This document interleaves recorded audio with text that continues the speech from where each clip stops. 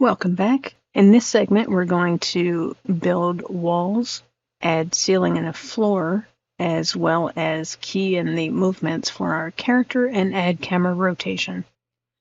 If you're just joining us, pause the video here, check out part 1, and then resume this video when you're ready. For everybody else, let's dive right in. In this section, we're going to make some brick walls for our scene. Let's start with a new project in Blender. We're going to get rid of the default cube in this case. We're not going to use it. While I do like to start with the cube, we need a plane. So press Shift and A, add a plane, and you can leave that where it is. In the modifier properties, let's go ahead and add a subdivision surface and switch over to simple to retain our square shape. If you don't see adaptive subdivision here, let's go to the render properties, switch our render engine to cycles. The feature set, we want experimental, and the device, if you can afford it, use GPU compute. For gDevelop specifically, we don't need a whole heck of a lot of detail, so let's change this to 15 samples for both. That will keep our computer from overheating. We don't need that kind of detail just yet.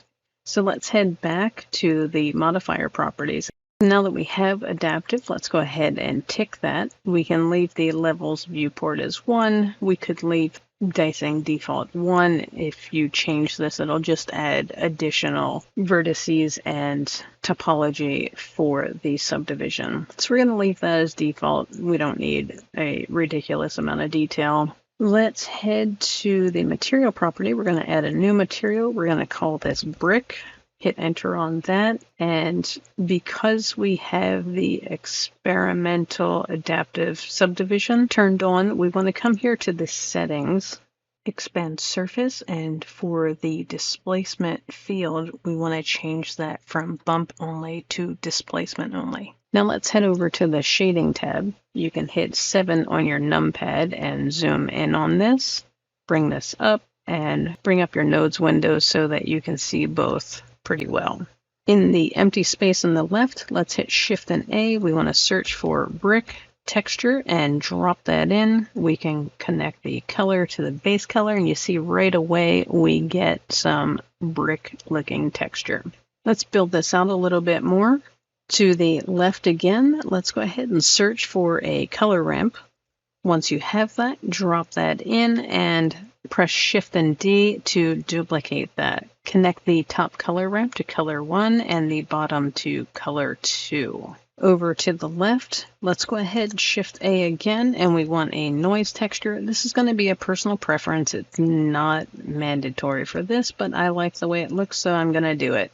We want to connect the factor to the factor and the bottom factor to this factor. Now let's go ahead and play around with some colors.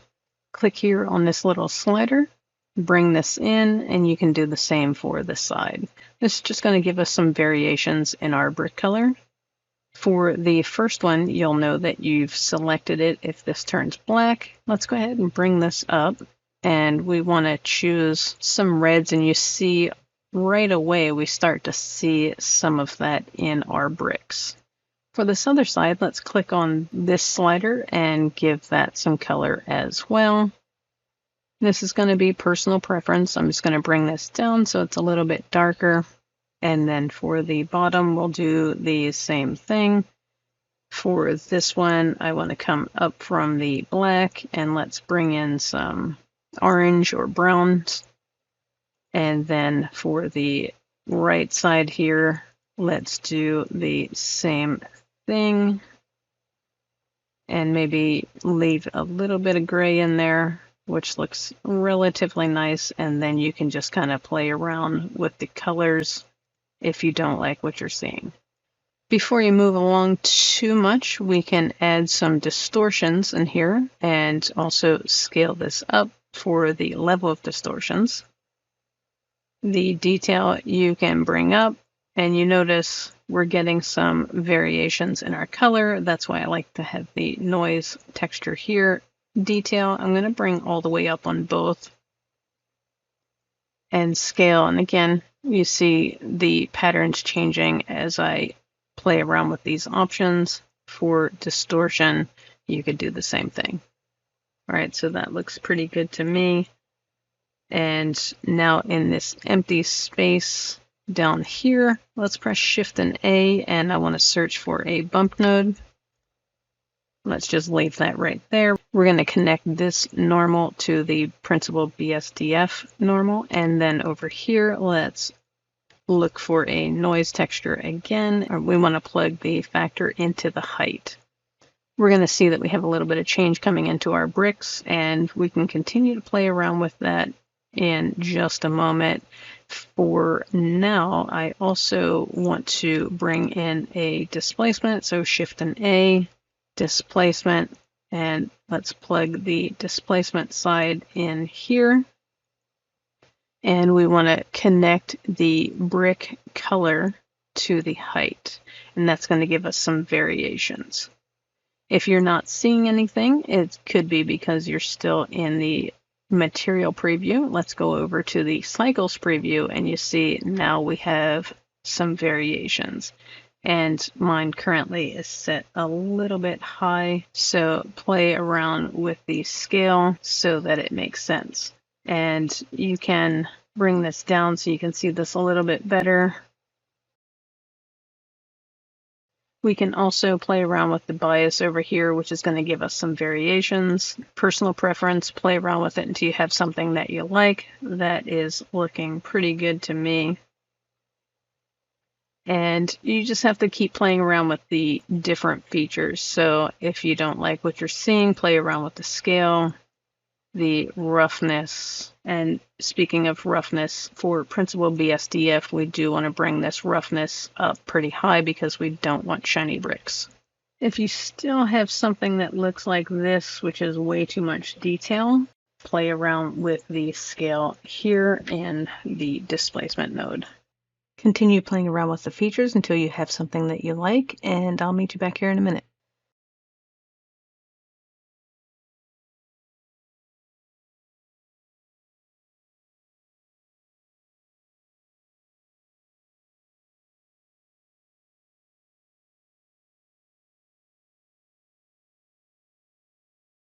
Next, we're going to take a quick moment to clean up our node connecting lines in case you wanted to take a screenshot. It'll make it easier to see which lines are connecting.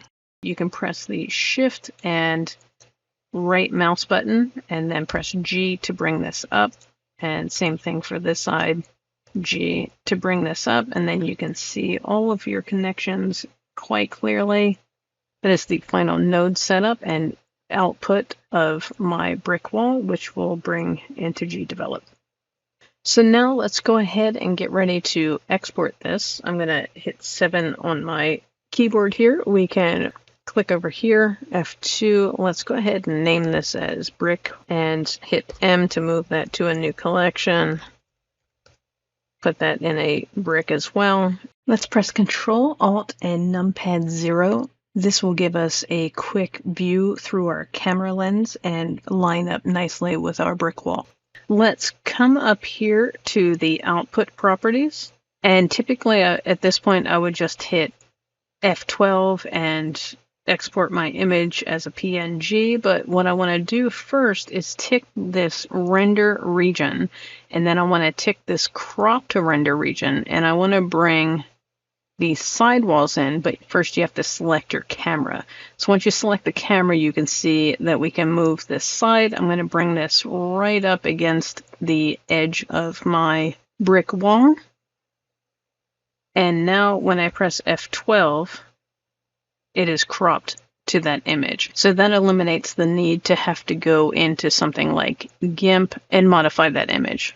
So now what we do is go to Image, Save As. We're just going to call this Brick Wall and then save the image. And now what we can do in gDevelop is add a new object. We want a 3D box. We're going to name this Brick Wall. Leaving the default size 100 cubed is fine. I want to enable texture transparency just in case I missed anything. I do want to tick this tile front image, and then I want to choose a file. In this case, I want this brick wall. Let's go ahead and bring that in. And then we can do the same thing down the line because I want to see the full cube in this case, and I want it to be tileable in every instance.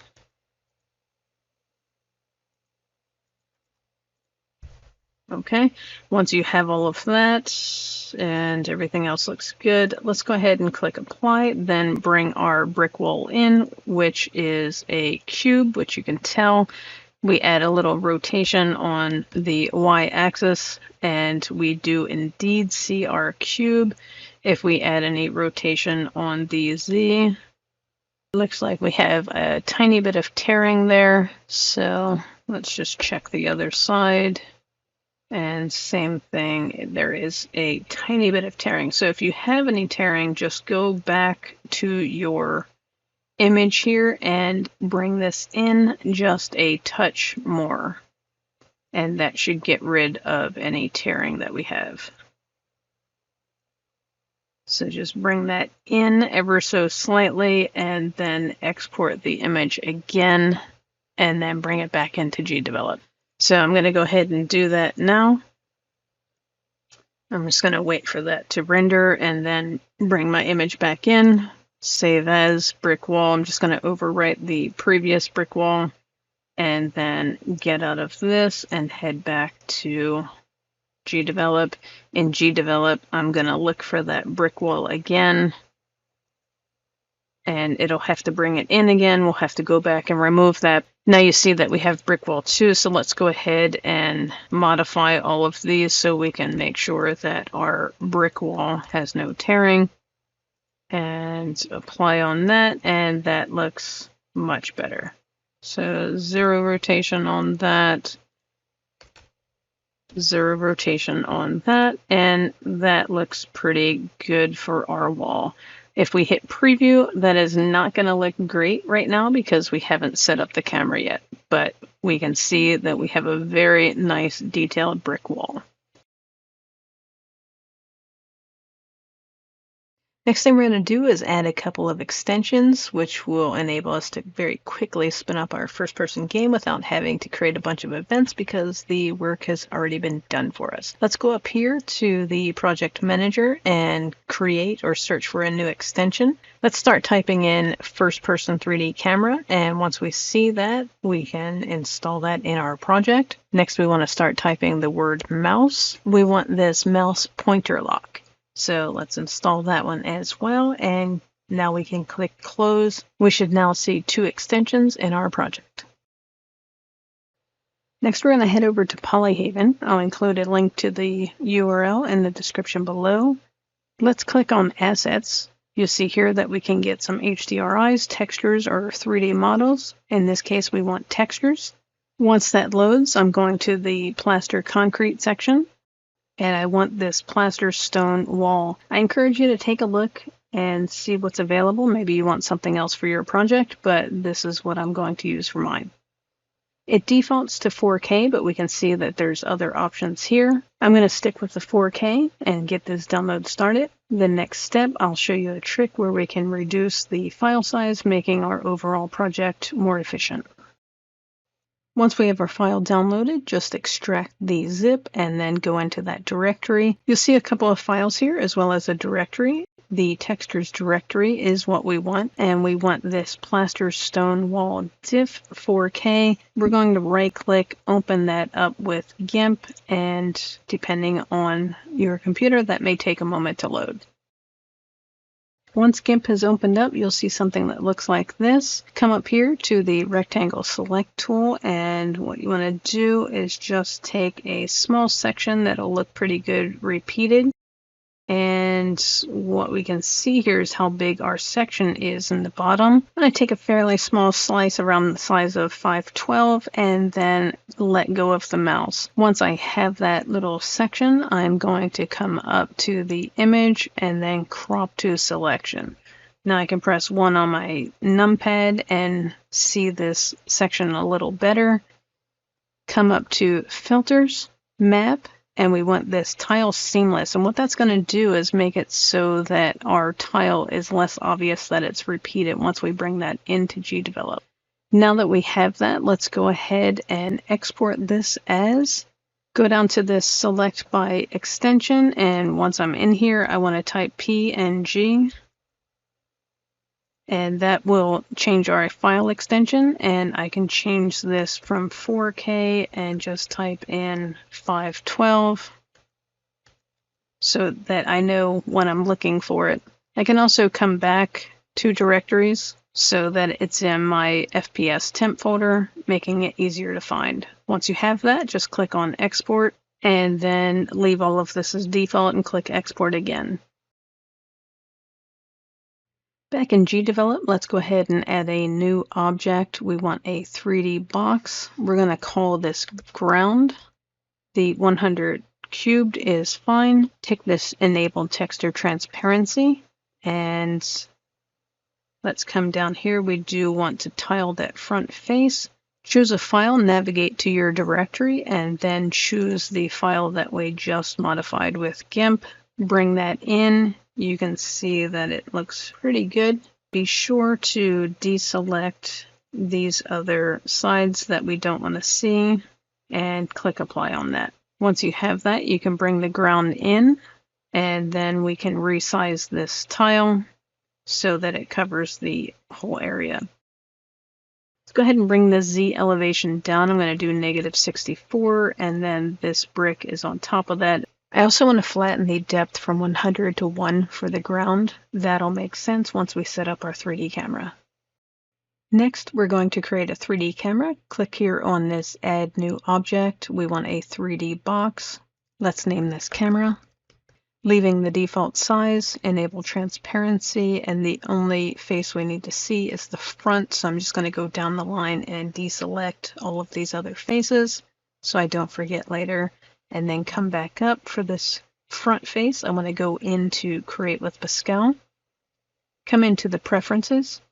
Go to Tile Mode and then disable this Enable Tile Mode. You can then collapse the preferences and scroll out just so you can see. I want to use something fairly bright that I'll be able to see against any objects, so I'm just going to use this color here. Next, I'm going to use this vertical mirror pen. Hold down the Control key and starting at the 0.16, just so I know I'm in the center, I'm going to draw something that looks like a camera and then bucket fill that in. And it's nice and bright, so I'll be able to see it against any background objects. Come up here to this drop down and let's rename this as camera and hit save.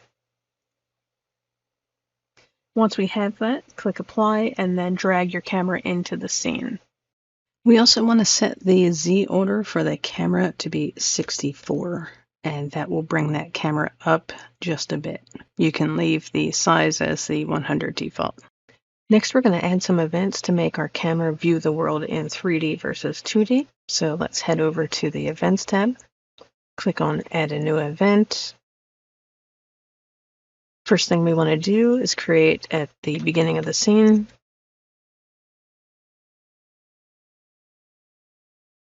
And we want to hide that camera. The next thing we want to do is add a second condition, which will be done on every frame. So we're going to leave the condition blank and jump right over to an action. For the camera, we want to use this look through the object eyes, and that will make our camera look at the world in 3D. You can see very quickly that we can see that adjustment. I want to add one more thing here, and I want a field of view. And for this one, I'm going to start out with 50 and set the camera default to 0, and then we can see again that slight difference. I like to group my events as I go, so let's add an event group. We'll just move this to the top, nest these two, and then call this camera setup. I want to do something else here because I don't like having to move the floor every time. Make a few quick notes of the XYZ width, height, and depth of your floor. Once you have those, go ahead and delete your floor because you won't need it.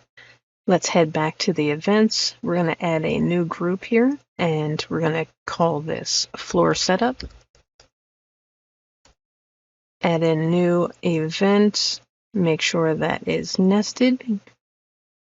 And we want to copy this at the beginning of the scene, or you can navigate and find it manually. Here we're going to add a new action. For the ground, we're going to start off by creating an object, and this is where that note of our coordinates will come in handy. So our X position, mine was -36. My Y position was -50. And hit OK on that. Create a new action. For the ground, my Z elevation was -64, so I'm going to add that as well. Now I'm going to set the size of my object. So the width was 1353, and make sure you're using your numbers, whatever you made a notation for. These are just my numbers. And hit OK on that, and we're going to need one more for the ground, and that will be the depth. And we want that depth on the Z-axis, and we want to set that to 1. So now at the beginning of the scene, recall that we deleted our floor. If we hit preview, that floor comes in without us having to do that work. So I don't like having to move the floor every time, and it's not something that you can set on the layer because when the player moves, the ground wouldn't move. So it's just easier for me to create that object. And while we're at it, let's go ahead and add a ceiling. And the one modification that we need to make is the Z elevation, set that to something like 400. And you see now we have the ground and the ceiling. Now we can start working on the walls. For this wall, I'm just going to drag this up here, bring this down, get rid of this Y rotation, and set the Z elevation to -64. And also I want my depth to be 500. That may be too tall. We'll see in a second. That looks pretty good. Next, I'm going to change the Z elevation to -128 to see what that looks like. And also, I'm going to start building out the rear walls. For the rear walls, which are vertical on your screen, the Z rotation should be 90. For the horizontal walls, you see that we don't have rotation on those. From there, just play test and build out a couple of walls. Notice if we want our player to walk into our screen as we're looking at it, then we're going to build our game to the right. That's just something to be aware of as you're building out your scene, because you don't want to get too far into building out your level only to realize that everything is turned and not the direction that you wanted it. Let's go ahead and add the events to allow our character to walk. Head on over to the Events tab. Let's create a new event group here. I'm going to move this up here above the floor setup, and we're going to call this camera movement. Let's click on this camera movement and then add a new event. Be sure to nest that. For this one, we want to use key press. The key press here is going to be W. For our camera, which is basically our player because we're looking through the camera's eyes, we want to add a force to the angle, and the angle in this case is going to be the camera.angle. And I'm going to do something like 600 pixels to start and see what that looks like. I could also see that my floor was not covering everything, so I'm just going to bring the ground in quickly and then get the coordinates that I need for this. Once I have my coordinates notated, I'm going to go ahead and delete that. This is personal preference. You can also do the ground and the ceiling last, which maybe makes more sense. But for mine, I want to see what it looks like with the room having a ground and ceiling.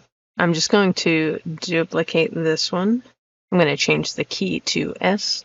And this is going to give us our backward movement. I'm going to add in a -180 degrees here, and now our character should be able to move back and forward. Another thing that I want to be able to do is rotate, which is why we added that second extension. So let's go ahead and add a new group here. I want this nested under the camera setup, and I'm going to move this camera movement as well. So here I'm going to call this camera rotation. Make sure that you click on that, and then we're going to add a new event. came in the wrong place for me. I'm just going to manually move it up. Look for mouse button, and I want the left primary. Click OK on that. When the left mouse button is released, we're going to add an action, and we're going to request a pointer lock. Click OK on that. I also want to add a second condition here, and that is to check if the pointer is not already locked. We want pointer is not locked, and then we're going to invert that. Click OK on that. So those two will be important. So now when I preview my game, if I click the left mouse button, you can see the cursor goes away. My pointer is locked, but let's add some additional logic. Click here. Let's add a new event, and we're just going to copy this one down, and then I want to invert that. If the mouse pointer is locked, let's go ahead and add some rotation logic. The action will be for the camera. We're going to change the angle. So let's start typing angle. And we want to change the sign to add. And the angle is going to be mouse pointer. And we want this mouse pointer lock movement on the X. And then we want to divide that by 20. All right, so now we have that. We want to do one more thing. For the camera, we want to change the rotation. And we want this rotation on the y-axis. And we want to change this to an add as well. And we want to change the value to the mouse pointer lock movement on the y. And again, divide it by 20. Perfect. So now we have those two things. We want to add another event here. And this event we want nested so that if the mouse pointer is locked on every frame, we're going to change the rotation on the y-axis. And I'm just going to copy this and paste it down here, then modify this section. So the value on this one is going to be to clamp. And for clamp, you see it's expecting 3 numbers here. We want camera, object 3D, and we want rotation on the Y. Make sure that you add a comma here, and I'm going to do -50, another comma, and then 50. Some people do 90 and 90, but I like the way it looks with 50 and 50. So if you want to change that, that will be personal preference. For the sign here, let's change this to set to. Now when we go to preview our game, we click, we can look around, and you notice that I'm not going all the way up or down because it looks better when you don't. All right, so hit escape to get out of that, and then we're going to add in some additional movement. Come back down here to camera movement, and we can do a copy paste, change this so that the key is A. And for the angle, we want to do -90, and this will be our left side step. Copy and paste that again, and then switch that to the D key, and this one will be +90. So now we have that movement. Now we can walk in any direction that we want. Here I'm just going to uncomment my ceiling and then correct the coordinates that worked for the floor as well. So I'm going to do one more thing, and that is come up to my project manager, go to properties, and I want to change the scale mode from nearest to linear. I'm also going to leave this roundly pixels when rendering deselected in my game. Click apply on that and playtest your game. So we want to add a new group here. We're just going to call it walls because different levels may have different types of walls. So open that up, and for now we only have the brick wall. I'm going to go ahead and add that in, and then let's add an event up here to the camera setup. If the camera is in collision with walls, we want to separate objects, and the object that won't move will be the walls. So let's click OK on that, and then preview that. I shouldn't be able to walk through the walls now. And I can't. Looking pretty good so far. So let's go ahead and save our project. Now that we have a good foundation of events for movement, I'm going to go back to my scene and I'm going to build this out a little bit better so that our player can move around. But right now they could fall off the edge of the earth and We don't want that. I'm just going to build this out quickly, and then I'll meet you back here in a second.